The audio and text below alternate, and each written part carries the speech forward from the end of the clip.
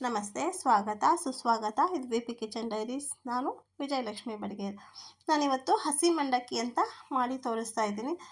ಒಗ್ಗರಣೆ ಹಾಕೋದು ಬೇಡ, ಒಲೆ ಹಚ್ಚೋದು ಬೇಡ, ಏನೂ ಬೇಡ. 5 ನಿಮಿಷನೂ ಬೇಡ, 3 ನಿಮಿಷಕ್ಕೆ ಸಾಕಾಗುತ್ತೆ. ಅಷ್ಟು ಬೇಗ ಆಗಿಬಿಡುತ್ತೆ ಇದು ಹಸಿ ಮಂಡಕ್ಕಿ. ನಾನಿಲ್ಲಿ 1 ಸೇರಷ್ಟು ಕಡಲೆಪುರಿ ತೊಗೊಂಡಿದ್ದೀನಿ. ಅಂದರೆ ಮಂಡಕ್ಕಿ ಚುಮ್ಮರಿ ಅಂತ ಏನು ಹೇಳ್ತಾರೆ ನೋಡು, ಆ ಥರದ್ದು 1 ಸೇರು ತೊಗೊಂಡಿದ್ದೀನಿ. ಒಂದು ದೊಡ್ಡ ಈರುಳ್ಳಿ, ಒಂದು ದೊಡ್ಡ ಟೊಮೆಟೊ, ಒಂದು ಸ್ವಲ್ಪ ಕೊತ್ತಂಬರಿ ಸೊಪ್ಪು, ಸ್ವಲ್ಪ ಜಾಸ್ತಿನೇ ಬೇಕಾಗುತ್ತೆ. ಇಲ್ಲ ನೀವು 2 ಈರುಳ್ಳಿ 2 ಟೊಮೆಟೊ ತೊಗೊಂಡ್ರೂ ಪರವಾಗಿಲ್ಲ, ಏನೂ ಇಲ್ಲ, ತುಂಬ ಚೆನ್ನಾಗಾಗುತ್ತೆ. ಇಷ್ಟು ತೊಗೊಂಡು ನಾವು ಕರೆಕ್ಟಾಗಿ ಫಸ್ಟು ಮಿಕ್ಸ್ ಮಾಡ್ಕೊಂಡ್ಬಿಡ್ಬೇಕು. ಈರುಳ್ಳಿ, ಟೊಮೆಟೊ, ಕೊತ್ತಂಬರಿ ಸೊಪ್ಪು. ಮತ್ತು ಇದಕ್ಕೇನು ಒಗ್ಗರಣೆನೂ ಬೇಕಾಗಿಲ್ಲ, ಏನೂ ಬೇಕಾಗಿಲ್ಲ. ಒಂದು 2-3 ನಿಮಿಷದಲ್ಲಿ ಆಗಿಬಿಡುತ್ತೆ ಅಷ್ಟೇ. ಕಟ್ ಮಾಡೋದು ಒಂದೇ ಲೇಟು. ಕಟ್ ಮಾಡಿ ಎಲ್ಲ ಮಿಕ್ಸ್ ಮಾಡಿಬಿಟ್ರೆ ಮುಗಿದೇ ಹೋಯಿತು. ಅಷ್ಟು ಬೇಗ ಫಟಾಫಟ್ ಅಂತ ಆಗಿಬಿಡುತ್ತೆ. ಸಾಯಂಕಾಲ ಟೈಮು ಟೀ ಜೊತೆಗೆ ಅಥವಾ ಯಾರಾದರೂ ಬಂದಾಗ ಇದು ಮಾಡಿಕೊಟ್ರೆ, ಇದೇನೋ ಚೆನ್ನಾಗಿದೆ, ಬೇಲ್ಪುರಿನೂ ಅಲ್ಲ, ಇದೇನೋ ಹೊಸ ಟೇಸ್ಟ್ ಅನಿಸುತ್ತೆ ಅಂತ ಎಲ್ಲರೂ ಇಷ್ಟಪಟ್ಕೊಂಡು ತಿಂತಾರೆ. ಇದಕ್ಕೆ ರುಚಿಗೆ ತಕ್ಕನಾದಷ್ಟು ಉಪ್ಪು ಹಾಕ್ಕೋಬೇಕು. ಮಸಾಲೆ ಪೌಡ್ರಾಗಲಿ ಅದಾಗಲಿ ಇದಾಗಲಿ ಏನೂ ಬೇಕಾಗಿಲ್ಲ. ಮತ್ತು ಉಪ್ಪು ರುಚಿಗೆ ತಕ್ಕನಾದಷ್ಟು ಹಾಕ್ಕೊಂಡು ಖಾರದ ಪುಡಿ ಹಾಕ್ಕೊಳ್ಳಿ. ಈರುಳ್ಳಿ, ಟೊಮೆಟೊ, ಕೊತ್ತಂಬರಿ ಸೊಪ್ಪು, ಉಪ್ಪು, ಖಾರ ಇಷ್ಟು ಹಾಕಿರೋದು ಇವಾಗ ಹಾಕಿ ಮತ್ತು ಎಲ್ಲನೂ ಮಿಕ್ಸ್ ಮಾಡ್ಕೋಬೇಕು. ಮಿಕ್ಸ್ ಮಾಡಿಕೊಂಡು ಮಾಡೋದಂತೂ ತುಂಬ ಈಸಿ, ತುಂಬ ಬೇಗ ಆಗುತ್ತೆ. ದೊಡ್ಡವರು ಚಿಕ್ಕವರು ಪ್ರತಿಯೊಬ್ಬರು ನಿಜವಾಗ್ಲೂ ಇಷ್ಟಪಡ್ತಾರೆ. ಇದೊಂಥರ ಹೊಸ ಟೇಸ್ಟ್ ಆಗುತ್ತೆ, ತುಂಬ ಚೆನ್ನಾಗಾಗುತ್ತೆ. ಅಷ್ಟೇ ನಾನು ಹೇಳೋದು. ಒಂದು ಒಗ್ಗರಣೆಗೆ ಎಷ್ಟು ಬೇಕೋ ಎಣ್ಣೆ ಮಿನಿಮಮ್ ಅಷ್ಟು ಹಾಕಬೇಕು. ಅದಕ್ಕಿಂತ ಕಮ್ಮಿ ಹಾಕಿದ್ರೆ ಚೆನ್ನಾಗಾಗಿಲ್ಲ. ಇನ್ನೊಂದು ಚೂರು ಜಾಸ್ತಿ ಹಾಕ್ಕೋಬೋದು. ಅದು ಬಿಟ್ಟರೆ ಕಮ್ಮಿ ಹಾಕಿದ್ರೆ ಚೆನ್ನಾಗೇ ಆಗೋದಿಲ್ಲ.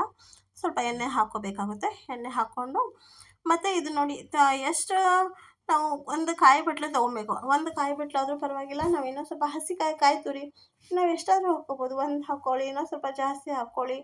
ಹಾಕ್ಕೊಂಡು ಮತ್ತೆ ಎಲ್ಲ ನೀಟಾಗಿ ಮಿಕ್ಸ್ ಮಾಡ್ಕೋಬೇಕು. ವಿ ಕಿಚನ್ ಡೈರೀಸ್ ಯಾರೆಲ್ಲ ನೋಡ್ತಾ ಇದ್ದೀರೋ ಮರೀದೇ ಸಬ್ಸ್ಕ್ರೈಬ್ ಮಾಡ್ಕೊಳ್ಳಿ. ಮತ್ತು ನಾವೇನೇ ಮಾಡ್ತಾ ಇದ್ದೀವಲ್ಲ ಅದೆಲ್ಲ ಹೇಗೆ ಬಂತು, ಹೇಗಾಯಿತು ಅಂತ ಕಮೆಂಟ್ ಮಾಡಿ. ಮತ್ತು ನಿಮ್ಮ ಫ್ರೆಂಡ್ ಆ್ಯಂಡ್ ಫ್ಯಾಮಿಲಿಗೆ ಶೇರ್ ಮಾಡಿರಿ ಅಂತ ಹೇಳ್ತಾ, ಇಲ್ಲಿ ನಾನು ಒಂದು ಬೌಲು ಸೇವು ತೊಗೊಂಡಿದ್ದೀನಿ. ಈ ಸೇವು ಅಷ್ಟೇ ನಿಮ್ಮ ಇಷ್ಟ. ನಿಮಗೆ ಇನ್ನೂ ಜಾಸ್ತಿ ಹಾಕ್ಕೋಬೇಕು ಅನಿಸಿದ್ರೆ ಇನ್ನೂ ಜಾಸ್ತಿ ಹಾಕ್ಕೊಳ್ಳಿ, ಏನೂ ತೊಂದರೆ ಇಲ್ಲ. ಅದೇ ಕಮ್ಮಿ ಆದರೆ ಚೆನ್ನಾಗೇ ಆಗೋದಿಲ್ಲ. ಸ್ವಲ್ಪ ಜಾಸ್ತಿ ಹಾಕ್ಕೊಳ್ಳಿ ಸೇವು.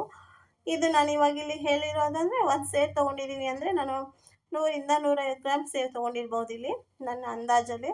ನೀವು ಇನ್ನೂ ಸ್ವಲ್ಪ ಜಾಸ್ತಿ ತೊಗೊಂಡ್ರೂ ಪರವಾಗಿಲ್ಲ. ಇಷ್ಟೇ, ಇದೆಲ್ಲ ಕರೆಕ್ಟಾಗಿ ಮಿಕ್ಸ್ ಮಾಡಿಕೊಂಡ್ರೆ ಇವಾಗ ರೆಡಿ ಆಯಿತು. ಸರ್ವ್ ಮಾಡ್ಕೊಂಬಿಡೋದು ಅಷ್ಟೇ. ಎಲ್ಲ ಹಸಿ ಹಾಕಿ ಮಿಕ್ಸ್ ಮಾಡಿ ಸರ್ವ್ ಮಾಡ್ಕೊಂಬಿಡೋದು. ನಾವು ಈರುಳ್ಳಿ ಟೊಮೆಟೊ ಅದೆಲ್ಲ ಹಾಕಿದ್ವಲ್ಲ, ಸ್ವಲ್ಪ ಉಳಿಸ್ಕೊಂಡಿದ್ದೆ ನಾನು ಮೇಲೆ ಹಾಕೋಕ್ಕೆ ಚೆನ್ನಾಗಿರುತ್ತೆ ಅಂತ. ಇಷ್ಟಿಷ್ಟೇ ಅಷ್ಟು ತೊಗೊಂಡು ಎಲ್ಲನೂ ಒಂದು ಸತಿ ನಾವೇನು ಈರುಳ್ಳಿ ಟೊಮೆಟೊ ಅದೆಲ್ಲ ಮೇಲೆ ಹಾಕ್ಕೊಂಡು ಚೆನ್ನಾಗಿ ಆಯಿತು. ಇಷ್ಟೇ. ಇದು ಸಾಯಂಕಾಲ ಟೀ ಜೊತೆಗೆ ಕಾಫಿ ಜೊತೆಗೆ ಸೂಪರಾಗಿರುತ್ತೆ, ತುಂಬ ಟೇಸ್ಟ್ ಆಗ್ತವೆ. ನೀವು ಒಂದು ಸತಿ ಮಾಡಿಕೊಟ್ರೆ ಪದೇ ಮಾಡಿ ಕೊಡ್ರಿ, ಚೆನ್ನಾಗಿತ್ತು ಮೊನ್ನೆ ಮಾಡಿದ್ರಲ್ಲ ಮಾಡಿಕೊಡ್ರಿ ಅಂತ ಕೇಳ್ತಾರೆ. ಅಷ್ಟು ಚೆನ್ನಾಗಾಗುತ್ತೆ.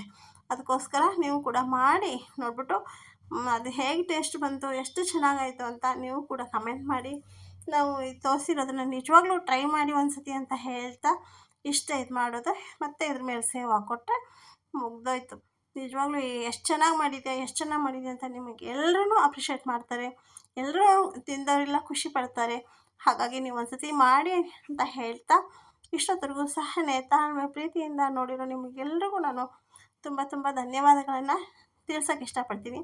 ಮತ್ತೆ ಒಂದು ವಿಡಿಯೋ ಜೊತೆಗೆ ಮತ್ತೆ ಬರ್ತೀನಿ ಅಂತ ಹೇಳ್ತಾ, ಇನ್ನೇನು ಗೌರಿ ಗಣೇಶ ಹಬ್ಬ ಬರ್ತಾ ಇದೆ, ಅದಕ್ಕೆ ನಿಮಗೆಲ್ರಿಗೂ ಶುಭಾಶಯಗಳನ್ನು ತಿಳಿಸುತ್ತಾ ಇದನ್ನು ನಿಜವಾಗ್ಲೂ ಟ್ರೈ ಮಾಡಿರಿ ಅಂತ ಹೇಳ್ತಾ ಧನ್ಯವಾದಗಳು.